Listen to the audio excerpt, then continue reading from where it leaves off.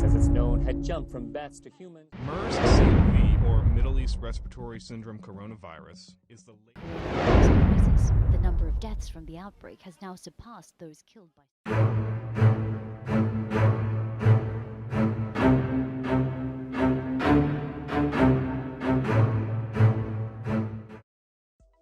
안녕하세요. 세계는 지금 TV온입니다. 시청자 여러분의 구독과 좋아요는 영상 제작에 큰 힘이 됩니다.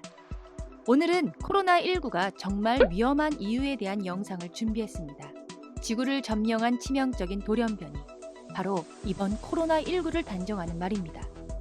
사스의 경우 9개월 동안 32개국 추정 8,096명이 육박했고, 메르스 때는 27개국 추정 2,494명이 감염되었습니다.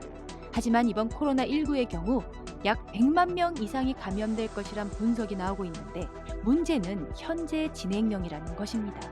실제로 4월 10일 현재 160만 명을 넘었습니다.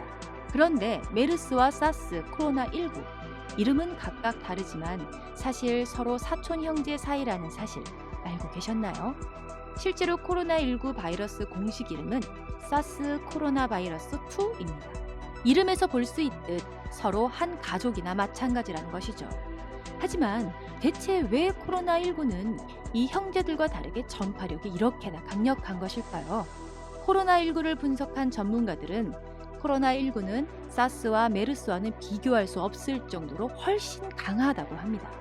실제로 코로나19는 2003년 유행했던 사스보다 4분의 1 짧은 기간에 사스의 10배가 넘는 사람을 감염시켰습니다.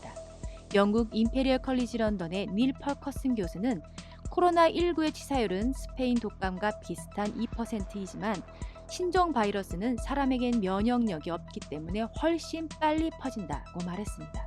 이유는 바로 다른 형제들이 갖지 못한 치명적인 돌연변이를 3개나 만들었기 때문입니다. 바이러스에서 돌연변이가 나타나는 것은 이례적인 현상은 아니고, 돌연변이가 일어난다고 반드시 전염력이 강해지는 것도 아닙니다.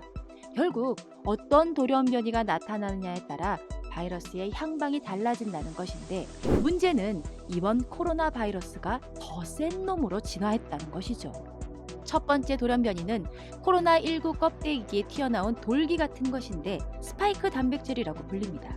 스파이크 단백질은 코로나 바이러스의 바깥쪽에 왕관처럼 튀어나온 부분을 의미하는데, 사람이나 다른 동물을 공격하는 데 중요한 요소입니다. 바로 이 단백질의 돌연변이를 일으킨 것인데, 이 돌연변이가 호흡기 점막에 찰떡같이 달라붙는 것이죠. 전문가는 점액에 흡착하는 능력이 이전 코로나에 비해 2배에서 3배 정도 높아졌을 것이라고 추정했습니다. 그리고 두 번째 돌연변이는 바로 바이러스의 3차원 구조가 달라진 것입니다. 사스와 비교해 스파이크 단백질의 끝이 더 날카롭다는 것인데, 새로운 3차원 구조로 인해 우리 인체의 호흡기 세포의 자물쇠를 간단히 열어젖힌 뒤 바이러스 유전자를 침투시키는 능력을 훨씬 더 뛰어나게 만든 것이죠. 전문가들은 이 침투 능력이 다른 형제들과는 달리 10배 이상 뛰어나다고 합니다. 세 번째 돌연변이는 바로 증식 속도와 양입니다. 코로나 바이러스는 호흡기 세포에 침투해 그 세포에서 증식이 시작되어 밖으로 나옵니다. 사스의 경우 호흡기 점막 검체에서 발견된 바이러스의 개수는 약 50만 개였는데, 이번 코로나19는 무려 7억 개의 바이러스 개수가 발견되어 전문가들은 증식 속도가 1000배 이상 빠르다면서 경악을 금치 못했습니다. 정리하자면 코로나19 바이러스는 더 잘 들러붙고 더 빠르게 침투하며 더 급속히 증식한다는 것입니다. 이렇게 지구촌을 순식간에 점령한 코로나19. 힘들고 어려운 시기를 보내고 있는 우리입니다만, 문제는 이번 코로나19 사태로 선언된 팬데믹이 종식되더라도 코로나19는 다른 감염병처럼 풍토병이 될 가능성이 크다는 것입니다. 치료제나 백신이 없고 중간 숙주를 제거하지 못하면 감기나 계절성 독감처럼 수시로 발생해 문제를 일으킬 수도 있다는 것이죠. 인류가 원인 바이러스 자체를 원천적으로 차단한 사례는 천연두 단 하나뿐이라고 합니다. 결과적으로 코로나19 또한 신종플루 같은 풍토병으로 전환될 확률이 높다는 것입니다. 코로나19도 언젠가는 계절성 독감으로 치부할지 모릅니다. 하지만 이렇게 전파가 빠른 감염병 바이러스가 강한 독성을 갖게 되면 인류는 정말 대재앙을 맞을 수 있습니다.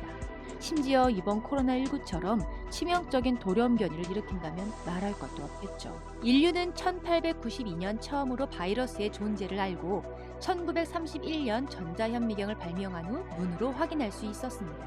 1970년대에는 감염학을 연구할 필요가 없다는 주장도 나왔었습니다. 하지만 지금 2020년에도 인류는 바이러스 창궐을 막을 방법이 없습니다. 치사율이 90%에 달했던 에볼라 바이러스가 이번 코로나19처럼 치명적인 전파력을 가지게 된다면 인류는 과연 어떻게 대처해야 할까요? 이상 세계는 지금 TV온이었습니다. 감사합니다.